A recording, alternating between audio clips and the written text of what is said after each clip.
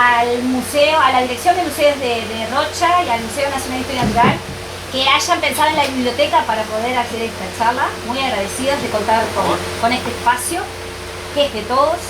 Y bueno, yo no tengo mucho para decir. Muchas gracias por venir. Todo suyo. Bueno, muchas gracias. Para mí es un gusto estar acá, porque primero me encanta la divulgación y segundo porque, no sé si es bueno que les diga, pero a mí la Intendencia de Rocha me regaló una semana de estadía en Aguas Dulces, gracias a que estuve todo el año dando charlas en escuelas y en museos de Natal, de Rocha, de todos lados. Todo gracias a Alda Pérez, que fue la que hizo la gestión, sí. Pero me dijo, te doy una semana en Aguas Dulces, pero tenés que dar una charla en Aguas Dulces.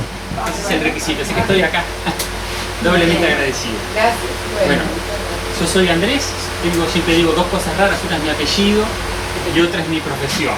Trabajo en el Museo Nacional de Historia Natural en Montevideo y soy paleontólogo. Estoy en un lugar, además Rocha, especialmente Aguas Dulces, es un lugar ideal para un paleontólogo, para dar charlas, para hacer estudios, para empezar con una educación paleontológica, porque es un lugar que está lleno de fósiles, sobre todo de lo que es la era del hielo, que es de lo que va a tratar la charla de hoy. Una vez cuando dice soy paleontólogo, yo podría estar hablando de bacterias de miles de millones de años, o de animales de la era del hielo, o de dinosaurios, pero la paleontología es muy vasta y a veces se confunden mucho los términos. ¿Usted sabe a qué se dedica un paleontólogo? ¿Qué es lo que hace sin leer el cartel? Porque muchos dicen, el paleontólogo que estudia los huesos de los animales viejos. Cuando les digo que estudian los sí, ¿verdad? Pero a veces, cuando les pregunto qué diferencia hay entre un paleontólogo y un arqueólogo, ya ahí la gente empieza a... Bueno, un paleontólogo, ¿saben lo que es? Los seres vivos. Los fósiles. Perfecto. Estudia los seres vivos del pasado. Entonces te digo, si encuentro los huesos de un perro muerto acá en la ruta, ¿eso lo estudia un paleontólogo? No. ¿Por qué? Por la dimensión temporal. Y si los huesos tuvieran 1000 años, sí. Porque 1000 años es muy poco para el paleontólogo. Esos huesos tienen que tener por lo menos 10.000 años. Esa es la convención. Toda forma de vida que haya vivido hace más de 10.000 años se considera un fósil. O sea, un fósil es toda evidencia de vida del pasado, de vida. O sea, puede ser un esqueleto de un animal, puede ser una espora, puede ser un cuero seco, puede ser una huella, no sé, pero siempre que sea más de 10.000 años y que tenga una relación directa con la vida. Si yo encuentro las gotas de lluvia en el barro de la época en que vivieron los dinosaurios, que se han encontrado restos como de lluvia, eso no es un fósil, porque la lluvia no necesariamente tiene que ser relacionado con la vida. En cambio, si el dinosaurio hubiera llorado, eso hubiera sido lágrimas, eso sí sería un fósil. Los huesos, los fósiles pueden ser directos o indirectos, hay evidencias directas. ¿Qué evidencia directa de un ser vivo ustedes pueden tener? Que se les ocurra, directa. Los huesos, los dientes, una hoja, un tronco. Y alguna evidencia indirecta, la huella. Por ejemplo, la huella. Una huella. La caca también se considera evidencia indirecta. No sé, hay muchos tipos de evidencias directas o indirectas. A las evidencias indirectas hay un gran grupo de fósiles indirectos que se le denomina ignofósiles. No todos los fósiles indirectos son ignofósiles, pero las huellas son ignofósiles, todo lo que sea traza, resto de una actividad vital de un animal se considera ignofósil y es un tipo de fósil. Acá tenemos 4 tipos de fósiles. Esto es lo más famoso, ¿no? Un esqueleto de un dinosaurio. Yo sé que ustedes no son niños, pero siempre les digo a los niños que hay fósiles que son mucho antes que los dinosaurios y fósiles que vinieron mucho después que los dinosaurios. Después de decirlo, les muestro, no sé, un gliptodonte y me dice dinosaurio, triceratops, ¿no? Pero bueno, los dinosaurios han copado mucho la imaginación, son estudiados por los paleontólogos. Nosotros no venimos a hablar de dinosaurios, aunque en Uruguay hubo dinosaurios fósiles. Bueno, esto. Una impresión. Claro, una impresión de una hoja, estuvo en el barro, se enterró. ¿Cómo es que se produce esto? Le llevó a los seres humanos muchos siglos darse cuenta. El primero que se dio cuenta fue Leonardo da Vinci. La gente pensaba que las piedras formaban, por la generación espontánea, cuando la tierra estaba, formaban animales de las rocas. Se decía que los fósiles eran luz naturales, ¿no? que era como que la Tierra estaba probando como un juego de hacer seres vivos. Leonardo da Vinci se dio cuenta que en realidad lo que pasaba era que la hoja esta, por ejemplo, nunca se metió en piedra, sino que estaba en un fondo de un lago. Esto era barro hace 20 millones de años, el barro se endureció y se petrificó, y junto con el barro que se endureció también quedó la hoja. Claro, es una cobra. Esto es un tipo de fósil que no se puede ver a simple vista, que para estudiarlo se necesita el auxilio de algún microscopio. Y a ese tipo de fósil que se necesita microscopio para estudiarlo se llaman microfósiles. ¿Ah? No son los otros que son macrofósiles. ¿Y esto? Es una evidencia indirecta. Claro, es excremento, es caca. Caca fosilizada, muy importante, difícil de encontrar. En Uruguay se ha encontrado increíblemente caca de dinosaurio que nunca ha sido estudiada en profundidad. Es una de las cosas que están ahí por estudiarse algún día. Y a los excrementos fósiles los paleontólogos les dicen coprolitos. A ver la siguiente. Bueno, pero nosotros no vinimos a hablar de dinosaurios. Los dinosaurios desaparecieron hace 65, 64 millones de años y los fósiles que aparecen acá en Rocha tienen algunas decenas de miles de años. Andan seguramente entre los 120.000 y los 10.000 años. Y la mayoría son de una era que se llama la era del hielo. En realidad en los últimos 2 millones de años hubo alrededor de 23, 25 eras del hielo. Mucho frío, calor, frío, calor. El clima durante los 2 millones de años en la Tierra fue muy fluctuante, sigue siendo fluctuante. De hecho, nosotros, pese al calentamiento global, vamos dentro de poco, ya puede ser miles de años, a entrar en una nueva era del hielo, porque ahora estamos en un periodo de calor. Estamos viviendo hace los últimos 10.000 años un periodo de calor. Pero hace 20.000 años estaba la última era del hielo. 20.000 años atrás. Esto es hace 20.000 años. Hace 15.000 un poquito menos, así, hasta llegar a lo que es hoy. Y dentro capaz de 20.000 años más o 30.000 va a volver los hielos a avanzar. Hacía mucho más frío en la Tierra. Esto incluso era más todavía, acá hay agua que no debería estar, ¿no? Había grandes masas de agua que quedaban retenidas en los continentes en forma de hielo. Esto en Sudamérica no pasó por la posición que tiene el globo, pero en Sudamérica también hacía mucho menos frío. ¿Ustedes saben cómo sería Rocha en esta zona? Acá, hace 20.000 años. Si ustedes tuvieran una máquina del tiempo, si yo tuviera una máquina del tiempo, ¿qué pasaría? Primero que esta charla será mucho más cara, ¿no? Pero si los invitaba a ustedes a irse ahora, 20.000 años atrás, a Aguas Dulces, lo primero que estarían todos gritando. Pero les llamaría la atención algo que dirían, ¿qué pasó acá? No reconocerían el lugar. ¿Por qué? Como flora. El agua había invadido el Uruguay, tenía mucha agua. No, al revés. ¿Qué pasa si yo agarro y derrito con el calor todo este hielo? ¿A dónde va? Al océano. Al océano. Esto es un continente de agua. ¿Qué pasa con el océano entonces? Va a subir. Acá hicieron algo mal, porque todo esto en realidad, acá no había agua. Esto es como un mapa actual que le pusieron hielo, pero es un error, esto no tenía agua. Porque toda esta agua, en parte, estaba metida en, no solo acá, sino en Europa, en Asia, en todos lados había, ¿no?, grandes cantidades de agua. Entonces, el agua dulce no era un lugar en el medio del continente, no tenía costa. No se vería la costa de acá. Ustedes, el Río de la Plata obviamente no existía. Ustedes, para irse a la costa, tendrían que subirse un auto con un frío bárbaro, como si ven, no sé, la Patagonia Austral. Horas y horas con el auto, ¿no? 300, 500 kilómetros más adentro estaba el mar, más hacia allá. O sea, no había mar en lo que es esta zona. Hoy, de hace 20.000 años. Fíjense, ¿no? Estamos hablando de cientos de kilómetros, una cosa insólita. Esto es el Paleo Paraná. El delta famoso que hay, donde los barcos se meten y todo, es el delta que había de un gran río que iba desde Argentina y pasaba todo por Uruguay, que era el Paraná. Uno, si tuviera una moto o un auto, podría ir de cualquier parte de Uruguay hasta Argentina, ¿no? Tendría que cruzar acá un puentecito o algo para poder cruzar el Paleo Paraná, ¿no? O que bus, nada, se fundiría. ¿No? Y esto es muy importante Quizás para la gente que está acá o acá no es tan importante, pero cuando estamos en lugares costeros, sobre todo en Rocha, es muy importante porque los pescadores sacan un montón de cosas, incluso los cosos de red de arrastre, sacan cosas que al principio quedan como, son huesos de ballena, pero pasa que hacen pedazos de caparazones, dientes, cosas que decís, pero esto no es de una ballena. Y no, uno puede estar, no sé cuánto será esto, 300 kilómetros, no sé, y encontrar cosas de animales terrestres en el agua, y eso es porque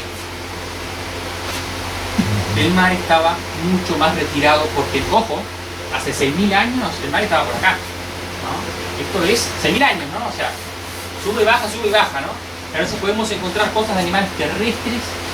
Fíjense que las Islas Malvinas estaban conectadas con Argentina hace 20.000 años, no eran islas. Uno podía ir en un auto desde Buenos Aires hasta las Islas Malvinas, en auto sin tocar tierra, sin tocar mar, ¿no? O sea, así de diferente era esta zona.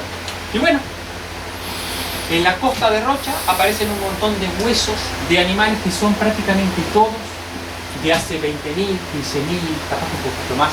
Es difícil poder datarlos porque ahora hay métodos más nuevos, pero es difícil porque están tan mineralizados por la sal, por el sílice que hay en el agua de mar, que perdieron casi toda la materia orgánica, no se puede hacer carbono 14, entonces es difícil poder calcular la edad exacta, pero nosotros suponemos que tienen alrededor de 20.000 años, 15.000 años los huesos que aparecen en la costa de Rocha y acá en aguas dulces. Bueno, son casi todos de mamíferos, son muy famosos por los paleontólogos por lo menos, y se conocen con el nombre de megafauna sudamericana. Y los animales que vamos a ver acá fueron encontrados todos en la zona de balizas, aguas dulces, Cabo Polonio y la Esmeralda.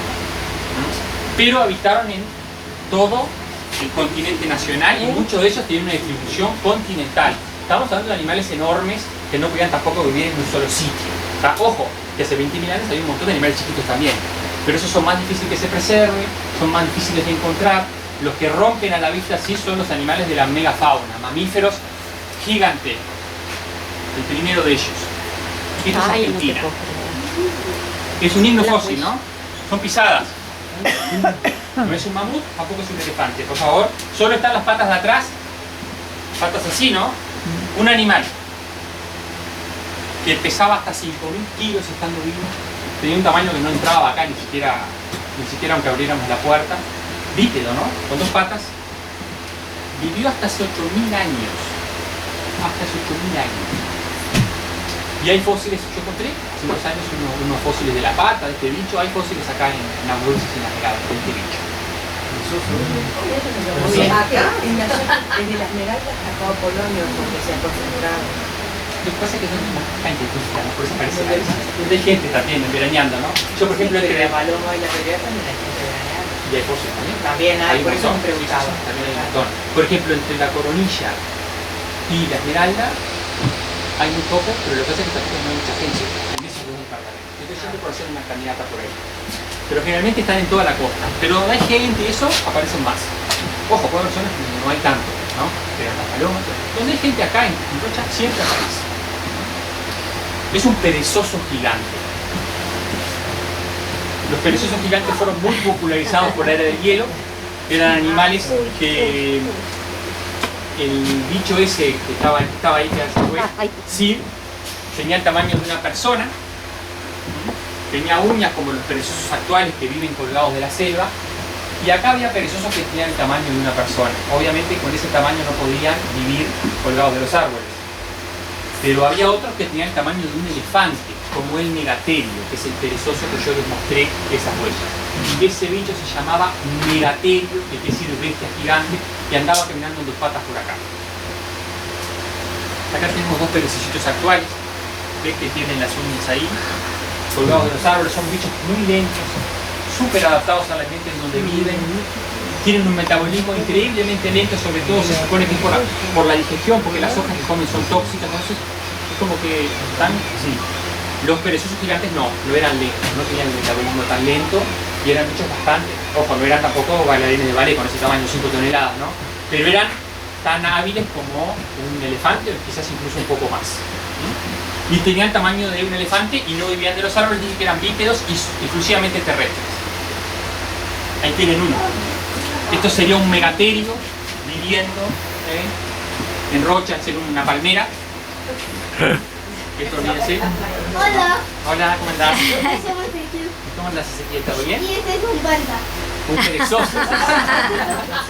Este es un perezoso que está con un árbol. Tiene vida en los árboles. Exactamente. 5.000 kilos. Los Eso es lo que pesaba este bicho. tienen vida se llaman cerebrivos. ¿Y esto? Ezequiel, ¿qué es? ¿Qué? Una mulita. Las mulitas son así de pequeñas, son como unas tortugas. Claro, pero mamíferos, tienen pelo, ¿no? Y fíjate que tienen acá unas bandas móviles, unas cositas que hacen que sea flexible el caparazón, no como las tortugas. Como los bichos bolitas. Claro. ¿Ustedes conocen alguna mulita prehistórica? Los bichos bolitas son también se le puede decir bichos de Bueno, esto es una foto de una caparazón Colonia. En Uruguay han aparecido caparazones completas que están formadas por hasta 2.000 de estas plaquitas. Mi padre está allá fuera. ¿Cómo andás? Todavía tenemos un coleccionista acá. Él es hijo de un coleccionista de vidrio. De tortuga. Esto es una mulita, no es una tortuga, una mulita gigante. Una mulita gigantesca que acá hay un huequito. Está la cabeza y la cola. Acá va la cola y en el huequito que tiene el otro lado va la cabeza. Bueno, esto es importante porque las plaquitas que forman el caparazón son los fósiles más comunes de encontrar. Porque cuando un litonte se desarma, da hasta 2.000 placas su caparazón y se preservan muy bien porque son bastante duras. Y cada glitodonte tiene su forma, cada especie o cada género, su forma de escultura. Entonces, las plaquitas, los artesanos, acá de todos lados tienen un montón de plaquitas. La segunda. A ver. La segunda foto. Ahí va, esto que es una plaquita de un glitodonte. Sí, una plaquita se parece a un carboncito de tortuga. Bueno. Hasta 2.000 kilos llegaban a pesar los glitodontes más grandes. 2.000 kilos. Estamos hablando de bichos impresionantes. Obviamente todos herbívoros. Eran medio cazadores porque no tenían la cabeza totalmente contra el piso. No eran bichos tampoco muy ágiles. Y los glitodontes, pesando 2.000 kilos, tenían la mitad del cerebro de una vaca. Así que imagínense qué inteligentes que eran. No podían hacer ecuaciones de segundo grado y no necesitaban porque eran bichos invulnerables, no tenían predadores, con esa caparazón y una cola además que a veces tenía pinchos. Era una cosa realmente insólita. Son únicos en la evolución. Nunca hubo mamíferos parecidos a estos bichos, nunca, en ningún lado. Tan acorazados, tan armados. A ver si quiere el siguiente. ¿Del mundo? En el mundo no hubo, solo son de América. Solo de América. Llegaron a Norteamérica, pero son originarios de América. Bueno, acá tenemos un animal actual. Y eso es otra cosa, que ustedes acá en Rocha pueden encontrar fósiles de animales que viven actualmente, pero que no viven en Uruguay. Este es uno de los más comunes. ¿Qué es esto? Un guanaco, podríamos decir. En Uruguay, hace 10.000 años había guanacos y vicuñas. Y había un tercer tipo de camélido, muy parecido al guanaco, pero un poco más grande, que se llamaba Hemia eugenia. Ojo, había vicuñas, la misma especie que la vicuña actual, que se supone que es de altura, estaba por toda la parte sur de Sudamérica. Sabemos que era la misma especie porque se le pudo en Argentina sacar ADN en algunos fósiles, es idéntica. Así que la vicuña en realidad no es un bicho de altura, es un bicho que estaba por todo el continente, que hace 10.000 años se extinguió y quedó algunas poblaciones ahí en los Andes.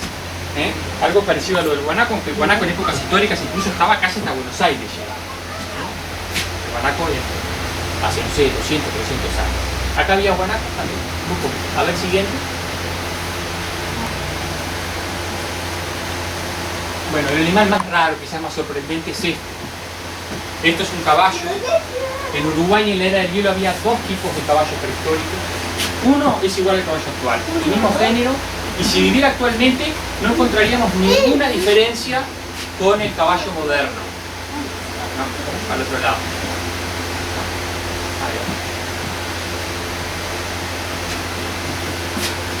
Ahí va. ¿No? Entonces, se dice que los caballos, ustedes han visto que el caballo es muy común, encontrar caballos que son más chiquitos, no. 10.000 años no es nada para la evolución. O sea, todos los animales que estaban hoy en Uruguay estaban hace 10.000 años, 20.000 años, las mismas especies. El hornero, el ñandú, todo. Los glitodontes, por favor, no son antepasados de las mulitas. Convivieron con las mulitas. Y nosotros tenemos fósiles de mulitas que encontramos al lado del glitodonte. De hecho, el glitodonte es un descendiente. Es difícil de entender esto, ¿no? El glitodonte es descendiente de la mulita, no es el antepasado. Evolutivamente el glitodonte es mucho más moderno que una mulita.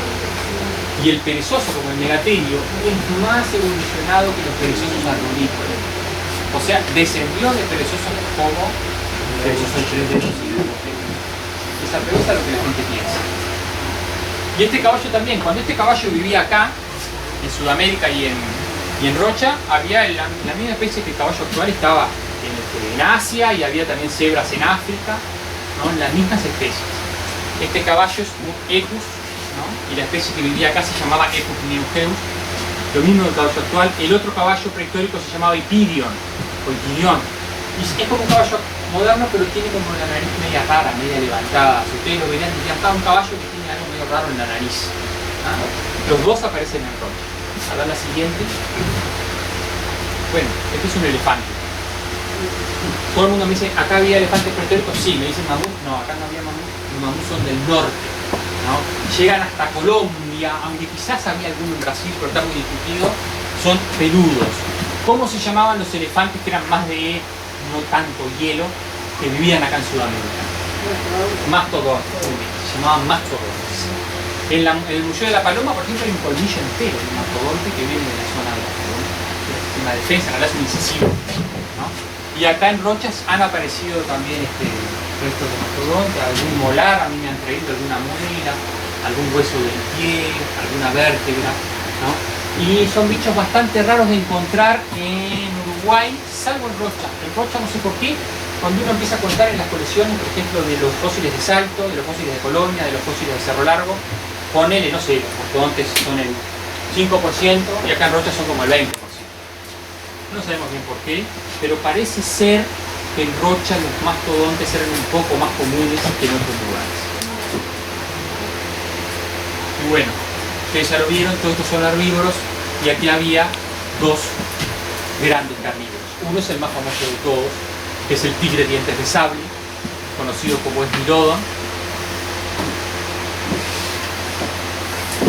Esto es sorprendente porque yo no conozco ningún niño todavía que no sepa el Esmilodon, que no lo conozca. Todos lo conocen, todos los niños saben que se llama Diego por la era del hielo, pero ninguno sabe que acá en Uruguay había Esmilodon.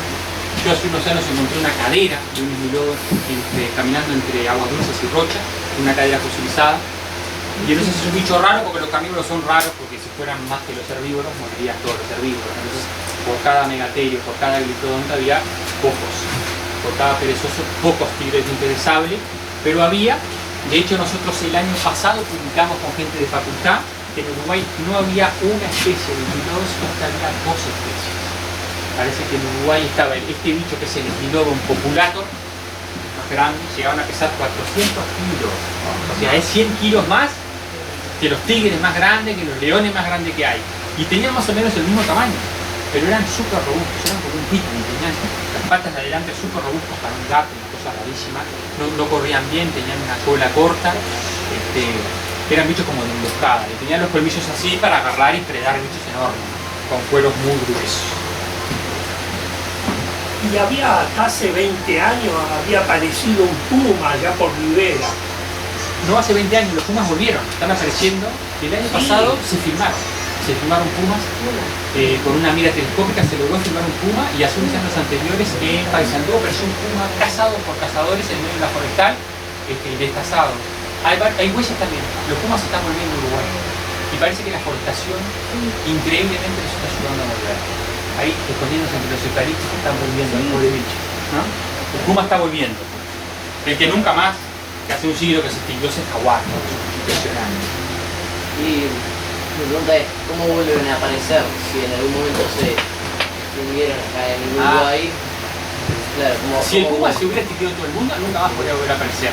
Pero ¿cuál es el tema? El puma se extinguió en Uruguay, pero quedó en Argentina, quedó por ejemplo en Brasil, en jaguares, y a medida que se modifica el ecosistema, esas poblaciones pueden volver a ingresar, ¿no?, a Uruguay. Por ejemplo, en Uruguay, fósiles de tapires se han encontrado. En la era del hielo había tapires. Después el tapir se extinguió, pero tapiales en Brasil hay. Entonces, si el clima, por ejemplo, cambia, los ecosistemas cambian, quizás en algún momento el tapial pueda volver a este territorio. Lo mismo pasó con los caballos. Los caballos se extinguieron en todo el continente americano, pero en realidad hace unos 10.000 años, 8.000 años, estaban en Norte, Centro y Sudamérica. Después el hombre los reintrodujo. Y el otro predador que yo acá en Rocha creo que encontré un fósil nada más el año pasado en el museo allá de Rocha. No me acuerdo que era un arroyo de Rocha, no me acuerdo cuál. Es un bicho muy raro. Es un oso gigante, el oso más grande del mundo, que llegaba a pesar, creo que era como 2.000 kilos. Imagínense un oso de tamaño de 3 metros de altura. El doble de un oso gris que un oso polar. Era el oso más grande del mundo. Y de hecho se considera que es el oso, el mamífero predador terrestre más grande de todo el mundo. Es un oso gigante que se llamaba Arctopterygos. De hecho que se conoce muy poco de su biología, pero que era una cosa bestial. Uno ve los huesos, aunque los osos que había acá parece que eran un poco más chicos, una variante más chica. En Argentina hay restos de Arctopterygos que son pero absolutamente monstruosos. Ese quizás era el rey junto con el mirón de los predadores. También tenemos un montón de perros, también tenemos el puma, la misma especie que el puma actual, viviendo acá. También tenemos al jaguar, que es un bicho impresionante que resistió todo, soportó toda la serie del hielo, todo. Lo único que no pudo soportar hasta hace 100 años fue la competencia con los seres humanos. El jaguar, a diferencia del puma, compite con el ser humano también. No tiene problema en matar perros, personas, niños, ganado, ovejas, bueno, y además tiene una piel muy hermosa. Una chopa así espectacular también. Y bueno, esto es un panorama más o menos de las cosas que han aparecido en Rocha.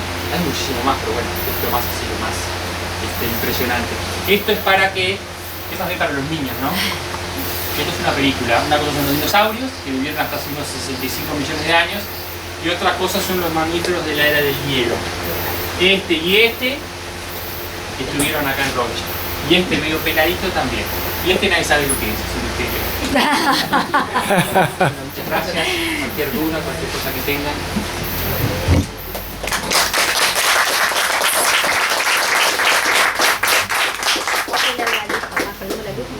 No sé si han traído fósiles porque por ahí estaba un conector, cualquier cosa, prendemos las luces y vemos algo fósil, a ver qué puede ser. Capaz que es alguno de estos animales.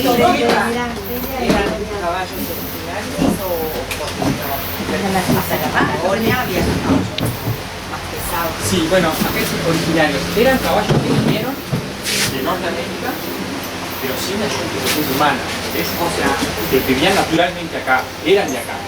Y otra cosa que me faltó decirles que ahora me dice de los originarios. Nuestros primeros indígenas, ¿cuándo llegaron a Uruguay? ¿Cuáles son las fechas más antiguas? Andan en los 13, 14.000 años. Y si estos animales se extinguieron hace 8.000, convivieron. O sea que nuestros primeros indígenas convivieron durante miles de años con elefantes, tigres de sable, perezosos gigantes, litodontes y caballos y guanacos, ¿no? Miles de años, miles, no un poquito, miles de años. ¿Por qué se extinguieron todos estos animales? No se sabe.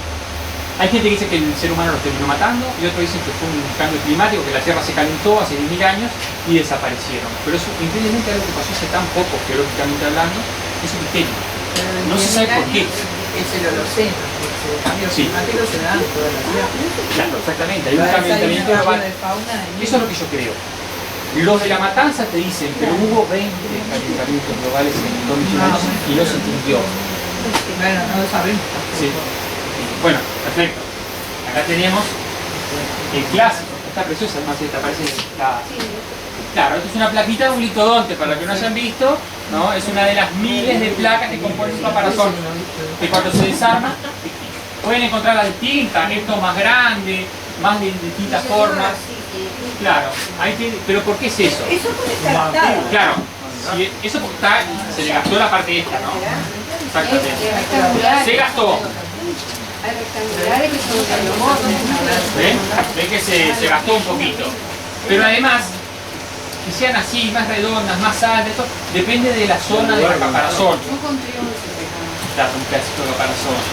No es lo mismo la forma, la arquitectura de las placas en los bordes que en el dorso. Y también importa si el animal es adulto o juvenil, porque también los bebés tienen placas distintas.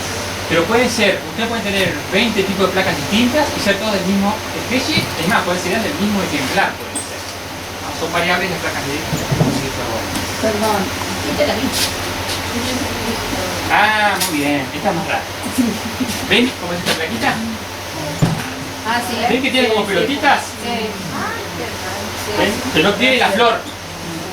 ¿Todos la ven? Bueno, esta placa es de otro tipo de glitodonte que se llama Panoptus. Panoptus. Bueno, Panoptus, en vez de tener cada placa con una flor, tienen cada placa con estos como tubérculos. De ahí el nombre de la especie, Panoptus tubercularis. Esta cola es un estuche óseo que algunos glitodontes tenían en la punta, incluso había púas que usaban como una masa medieval, es decir, para que usaban. Y es típica del Panoptus, el Panoptus la tenía, el glitodon no la tenía. Es un glitodonte que pertenece al género Panoptus. Y hay un tercer tipo que la placa es lisa y tiene agujeros. Ese es ridículo y es más raro todavía. El ridículo, acá tiene. Muy bien. Este es el raro, el que yo le decía, el más raro, y es el glitodonte más grande que hay.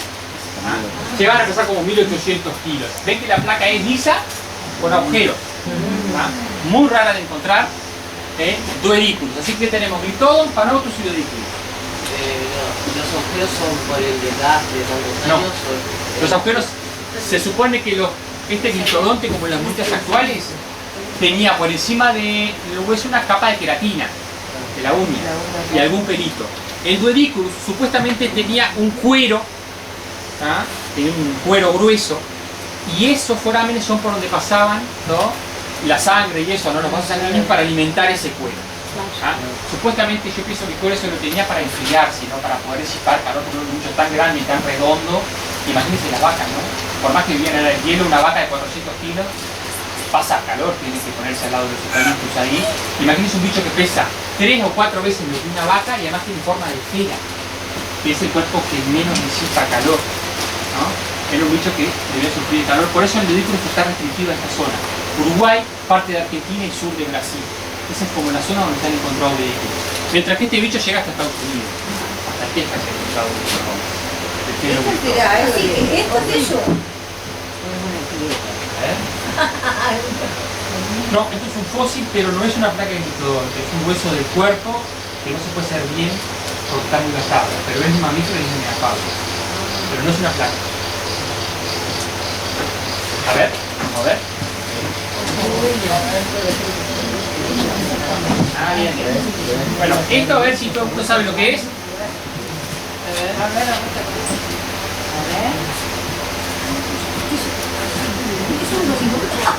De la pata.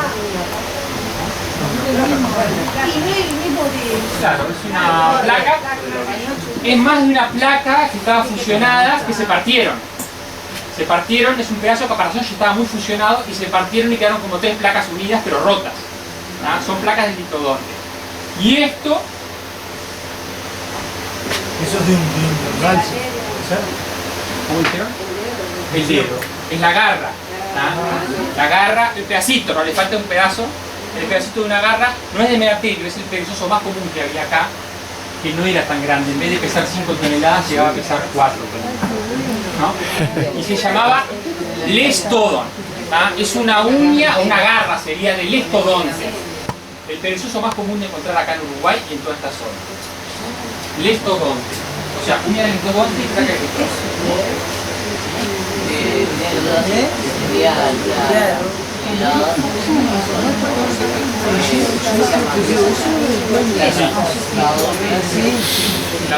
La explicación de por qué las placas son más gruesas acá, porque yo tengo una esfera que además se apoya, el bicho apoya por la columna, el peso del cuerpo ahí tiene que ser gruesa, ¿no? Y tiene que estar todo muy fusionado porque es la zona de máxima tensión, ¿no? Mientras que acá, las placas son más finitas, incluso tienen cierta movilidad para que el bicho pueda un poquito mover los brazos. Entonces esta es la parte más dura y más fusionada, y hacia abajo se va haciendo como más finita y más flexible. Yo quería preguntar sobre... Ay, perdón,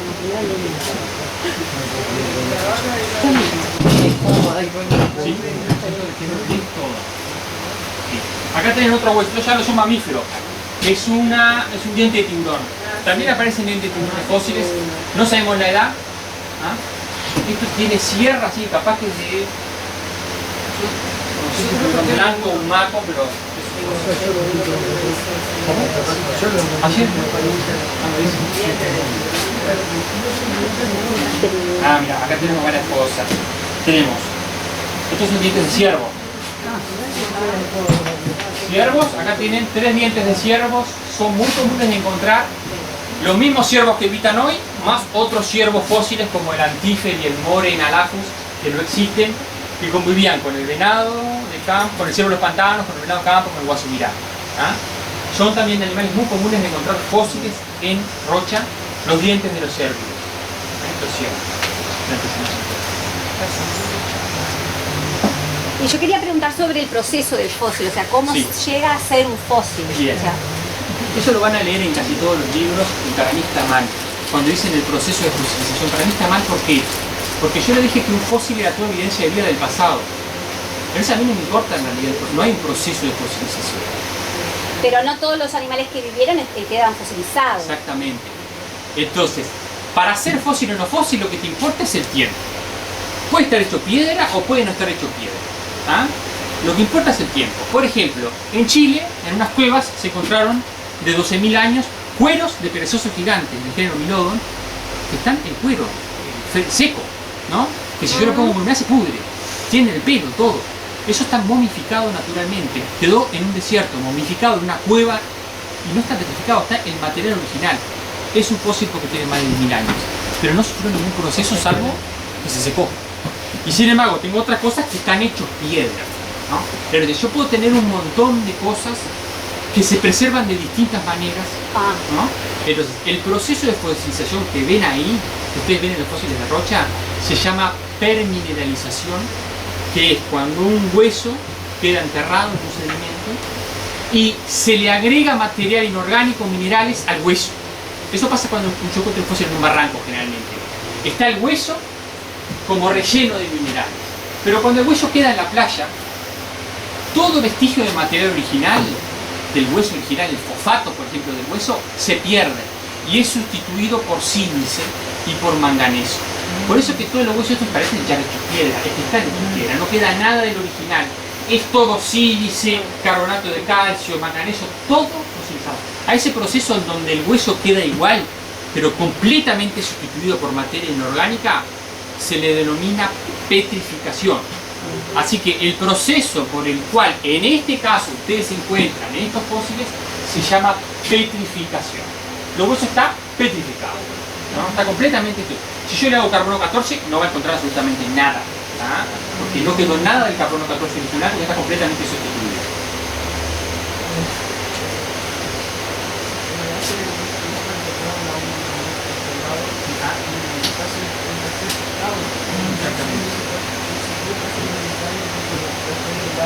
Claro, ese es otro ejemplo, ¿no? Los mamuts de Siberia. Que uno los encuentra. ¿Saben que el primer mamut que se encontró ahí por el siglo XIX? La ciencia era otra en esa época. Hicieron una especie como de congreso de paleontólogos ahí en la zona de Siberia. Hicieron una cena de paleontólogos y cenaron la trompa del bicho. Una cosa lamentable, imagínense, ¿no? Y al otro día estaban todos con una diarrea horrible, además para el polvo, ¿no? Pero eso quiere decir que ese fósil estaba fosilizado, ¿no? Pero era fósil porque era evidencia de vida de más de 10.000 años, ¿no? Es un ejemplo, estaba congelado como si fuera una heladera natural y se preservó, y mamut en Siberia siguen apareciendo congelados. Se han encontrado incluso unos huellos así también. En Norteamérica apareció hace poco una cosa fantástica, un bebé en Siberia, un bebé de un elefante de las cavernas, un león de las cavernas. Apareció congelado también, medio momificado, perfecto el bebito, ¿no? De un león de la caverna. Si no se puede hacer carbono 14 cuando hay purificación, ¿qué técnica se hace para saber el tiempo? Bueno, en este caso no podemos, pero en otros casos lo que se hace, hay otras medidas de minerales que se pueden medir sobre el hueso, que no es carbono 14. Una técnica que nosotros usamos mucho se llama termoluminiscencia, que no es sobre el fósil en sí, sino que es sobre el terreno que lo envuelve. ¿Ah? Es una cosa increíble que el ser humano ya puede hacer estas cosas. Si yo agarro granos de cuarzo y los pongo al sol, es como que los electrones empiezan a moverse porque están excitados por la luz solar. Si yo lo dejo a oscuras, durante miles de años empieza como a disminuir el movimiento de los electrones en el cuarzo.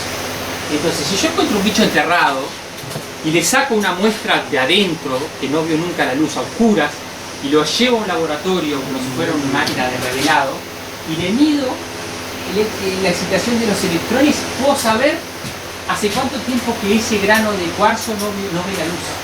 O sea, hace cuánto que fue enterrado con el bicho. Esa técnica se llama termoluminiscencia, que es maravillosa. No quiere decir que el animal haya muerto. Bueno, el animal tiene que, claro, yo tengo que asegurar que el animal fue enterrado, ¿no? Que está razonablemente completo. Porque yo agarro un hueso de esto, lo entierro hoy en un sedimento con este, la vino rodando, ¿no? Ese es el problema de la termoluminiscencia. Pero si encuentro un caparazón completo enterrado, tiene que ser en el momento. ¿Ah? Que quedó enterrado en el momento. Entonces, eso se llama termoluminiscencia y da hasta 200.000 años. A ver esto. Que es muy común en Rocha, es un asta, un ciervo. ¿No? Es un asta del ciervo. Ven acá la pollerita, ¿no? La zona de la pollera, y acá está la zona del cráneo. Yo hago una especie como de broma cuando me dan esto, pero no es una broma, es algo real. No sé exactamente cuántos años tiene, si tiene 20.000, 30.000. No sé exactamente qué especie es, pero sí sé que es un macho que murió en primavera. ¿Por qué sabemos eso? Porque es un macho.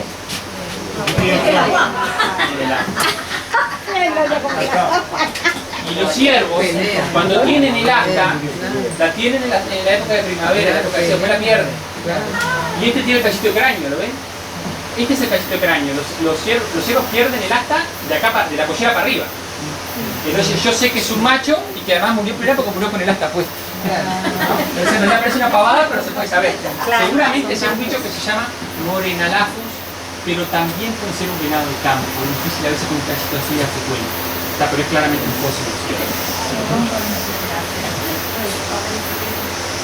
Bueno, es otro fósil también, de megafauna, pero este ya no tiene las cosas que uno puede decir, capaz que sea un poquito más claro para poder identificarlo. Mamífero fósil de megafauna.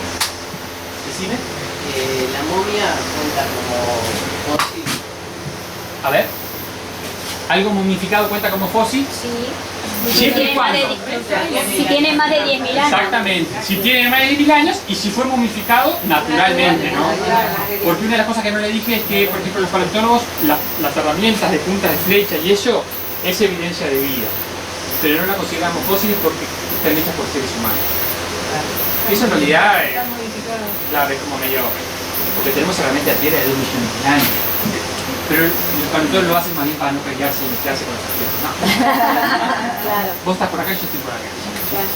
Ahora, sin sexo, si te puedo hacer una pregunta. Sí. A ver. Pues eso no es fósil. No, esto, a ver si alguien se ha visto el insecto.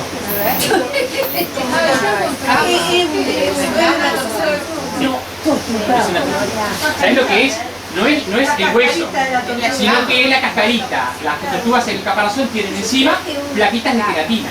No es el hueso, es lo que va pegado a la queratina que con el sol se dobló. Se desprende, es una plaquita de queratina de una tortuga. A ver. Esto no se sabe qué puede ser. Y esto sí se sabe. Esto es la tibia. ¿No? ¿Ven? Donde va la taba articulada. El tobillo, el hueso del tobillo de un ciervo. ¿Ah? Un ciervito. A ver, pasamos para allá. Por suerte está muy identificado. A ver, decime.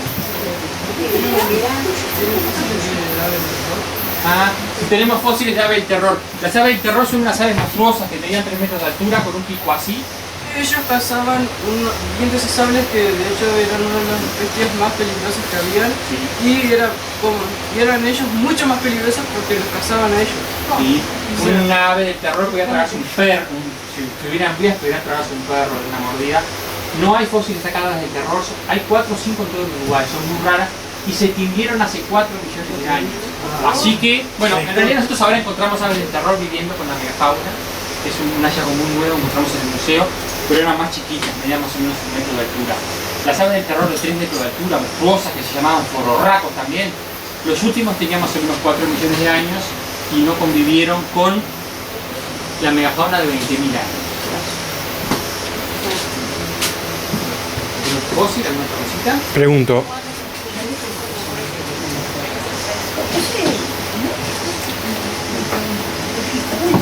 Este no se puede, este sí se puede.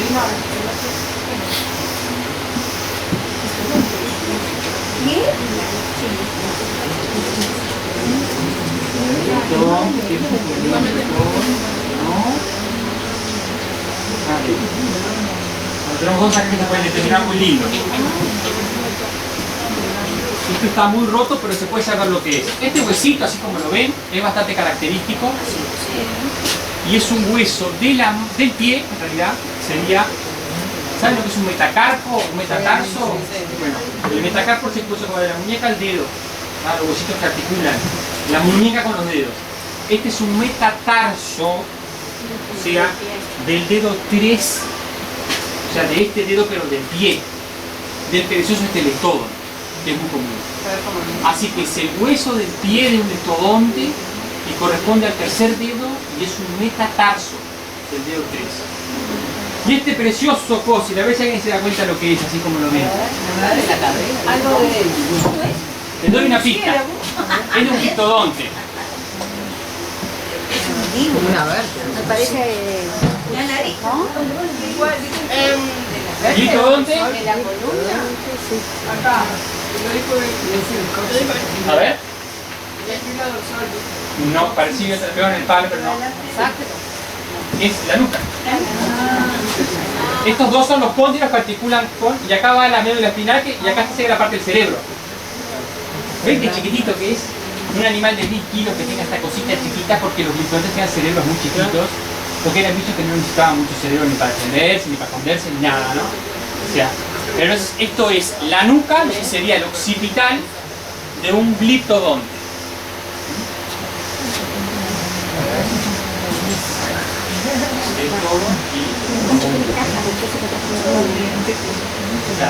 Esa parte también estaba cubierta por placa. Sí, los gliptodontes tenían, como las muletas, en la cabeza tenían una especie como de casquito de hueso y también tenían en el cuello alguna banda de placa también, ¿saben? En la piel también tenían una cosa increíble como estaban acorazados. Todas estas piezas las conoces del Museo de Historia Natural. Del museo de todos lados, ¿no? Yo estoy hace muchos años. No, la pregunta viene porque digo, me resulta fantástico que un montón de gente las recoja, Claro. ¿no? Que supongo que tienen valor. Sí, igual son materiales bastante comunes, ¿no? Yo no, o sea, tenemos un montón en el museo. A mí, te digo la verdad, lo mejor que puede pasar con estas piezas que ustedes tienen acá es que de alguna manera las socialicen con la gente de acá, ¿no? Que queden de alguna manera como patrimonio de la zona y que la gente se vaya empapando de las cosas y aprenda a colectar cosas, que no son como un llamador estas cosas para la parte educativa. Y yo, por ejemplo, si encontrara un fósil, así es un lugar histórico tal, ¿a quién se lo puedo llevar? Muy bien. Entonces te pregunta, los dos lugares donde hay paleontólogos trabajando son el Museo de Historia Natural que estoy yo o la Facultad de Ciencias. Si vos encontrás un fósil, podés comunicarte con el museo, ponés en el internet Museo de Nacional de Historia Natural o me buscás en el Facebook, Andrés Ríndame, yo te paso mi celular y hoy es una pavada por WhatsApp, me mandas una foto y yo me puedo ver que mira, es esto, es lo otro. ¿Encontraste un fémur de gliptodonte o eso es un hueso de vaca? Hay de todo también, ¿no? A mí me acuerdo que una vez me llamaron para decir que tenían una cadera de un perezoso gigante en un museo mutástico.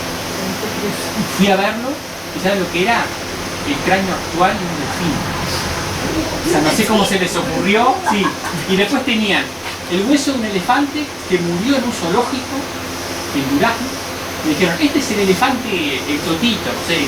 Una vez hubo en Durazno un elefante que murió y era un hueso de megatelio. O sea, no, es un megatelio, esto no puede ser nunca un elefante, ¿no? Se había quedado como mezclado, se ve la historia de los bichos.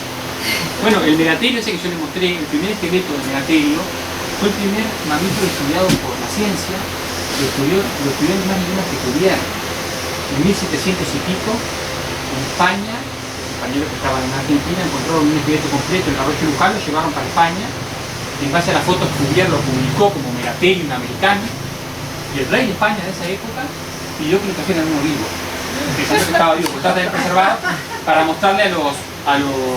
Dice que lo quería, que si no les entraba en una carabela de esta, la Santa María, que se lo dieran chiquito, que él en el palacio lo iba a criar, y que cuando viniera algún mandatario de otro país le iba a mostrar el Megatherium pastando en su palacio. No hubo suerte. ¿Cómo? Este era un Megatherium que no existía. De hecho, el Megatherium, ese esqueleto famoso del río Luján, está expuesto hoy por hoy en el Museo de Madrid. En España ustedes lo pueden ver, que es una pieza de importancia científica, pero también histórica. Claro. ¿No? En España era como el Quintonte, más o menos. Claro. Y un cerebro. Era un poquito más peligroso, me parece.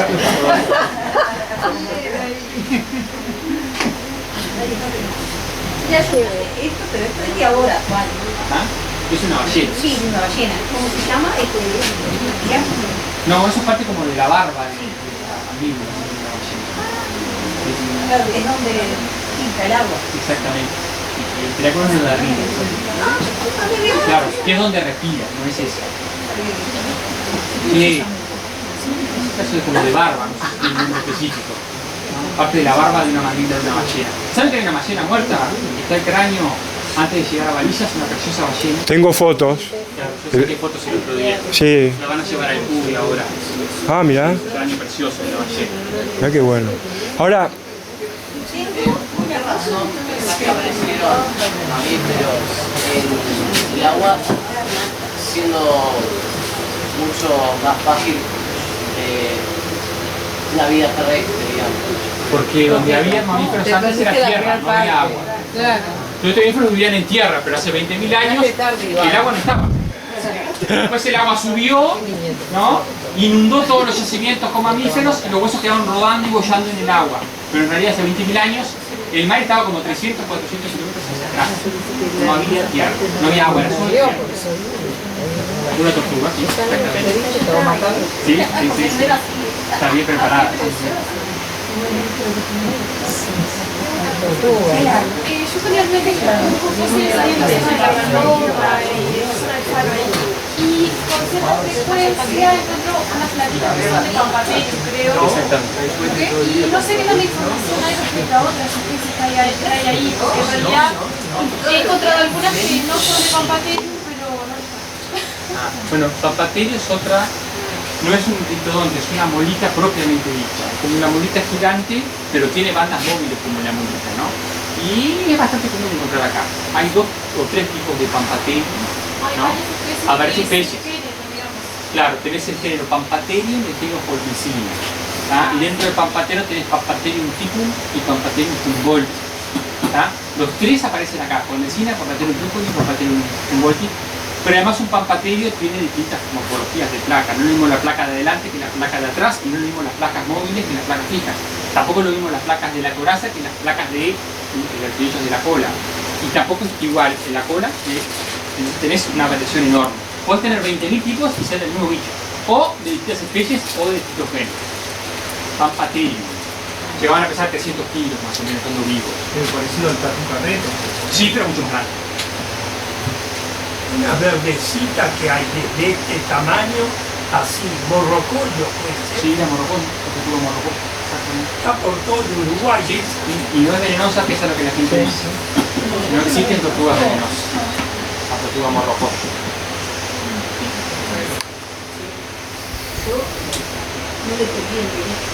No, yo tampoco, porque tienen como podrido y te pueden infectar, pero no por veneno, sino por infección, por bacterias. Son mordedoras también. Porque no con el morrocoyo, cuando saca la cabeza, él la hace para Sí, acá. Y la tortuga. en vez de hacerlas exactamente, es 2 tipos. Sí. El criptolina y pleurolina, que se llaman las 2 formas de meter el cuello. Además tiene amarillito. Sí. Entonces, por eso dice que es por eso es el que tenemos. Pero no, lo que pasa con la morrocoyo es que tiene un pico aquí y a veces me queda la comida acá, pero como que se me pone un poquito. Entonces te muerde y te puede infectar, pero por bacterias, no que tenga una ponzoña o un veneno. O sea, no es recomendable que te muerda, ¿no? ¿podrías agregar algo del caballo que decías? Sí, caballos, dos tipos de caballos. El caballo del género Equus, que era como el caballo actual. ¿Quedaron restos? Hay un montón de fósiles, son muy comunes. Sí. Yo una vez encontré una pezuña acá preciosa, no la parte de la parte córnea, sino la parte del hueso, ¿no? La pezuñita del caballo. Es un fósil precioso de megafauna, ¿por qué? Porque es el animal no humano que se conoce mejor la anatomía en el mundo. Porque el caballo siempre fue súper importante para los veterinarios, para los ejércitos, para el transporte, ¿no? Las batallas se ganaban con los caballos. Un veterinario hoy te puede decir todo. Entonces, se conoce tanto que uno me muestra un fósil de caballo, como son como los actuales, se puede decir todo. Entonces, por acá pasaba el nervio tal, por acá pasaba el musculito tal, era así porque la anatomía del caballo, en cambio, la del megaterio nunca se encontró un megaterio más que los huesos, o un litodonte. Entonces, yo puedo deducir cómo eran los músculos, deducir dónde estaban. Un caballo no. Los caballos de acá yo encuentro y puedo decir todo. Cada nervio, cada músculo, cada órgano, cómo va posicionado, porque tengo los caballos actuales. Los caballos no eran el antecesor, no. Era el rezado. No era ningún antecesor. Ninguno. Son caballos bajitos, totalmente evolucionados que convivieron con la misma especie actual de caballo, ¿no? Y acá estaba el género Equus, que es el mismo género actual, y el género Hipidio. El otro no, el bajito ese. Los dos eran un poco más bonitos y más retacones que los caballos actuales. Pero ¿cuál es el tema? Los caballos actuales, si uno ve los caballos salvajes actuales, no son como los caballos de carrera, están modificados como si fuera una raza de perro, la comparo con el lobo, ¿no? Pero en realidad estos caballos eran más, te dice, más retacones, más, sí, pero en realidad si lo comparo con los caballos de Przewalski, por ejemplo, que son los caballos asiáticos, más o menos, sí, de retacones y fuertes, claro. Sí, los mongoles usan caballos chiquititos, ¿no? Sí. Ahora, cuando llegan los españoles, los indios no tenían idea del caballo. Claro. No, porque la memoria, estamos hablando de 8000 años, se perdió. Es difícil que sin escritura, sin un registro coso, se pueda conservar una memoria de un bicho que desapareció hace 8000 años. Por eso, claro, veían eso, fue la gran... ¿Y por qué se extinguieron ellos? Bueno, no se sabe. Ah, no se sabe. Es un misterio. O por caza humana junto con el megaterio, por un cambio climático, pero es un misterio por qué desapareció la megafauna en Sudamérica. Es uno de los grandes misterios de la paleontología. Y acá apareció un perro en una de las... De los cerritos han aparecido perros. Y acá había, no perros domésticos, pero había como cánidos enormes. Sobre todo uno que se llamaba Periodictis, era monstruoso. ¿Ah? Y había zorros también fósiles, ¿no? Lo que decían de los caballos, los caballos árabes son chiquitos, pero además son como, o sea, depende de cuál, ¿no? Raza, la diferencia, pero también son así más como, no sé, como comprimidos, así, pero siguen siendo muy fuertes. Claro, y los caballos de carrera son ágiles, tienen la cabeza larga, ¿viste? Están bien modificados.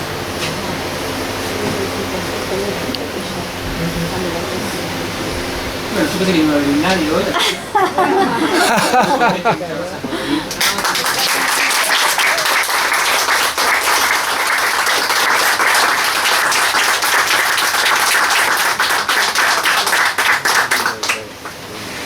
¿Se repite esto? Sí. Sí, yo encantado. Yo vengo a la vez. Yo me quedé con ganas de traer fósiles porque le dije a mi marido que trajera fósiles. No, y ahora te mostraré todo lo que tengo en casa. Pero dime... ¿Hasta qué día te queda?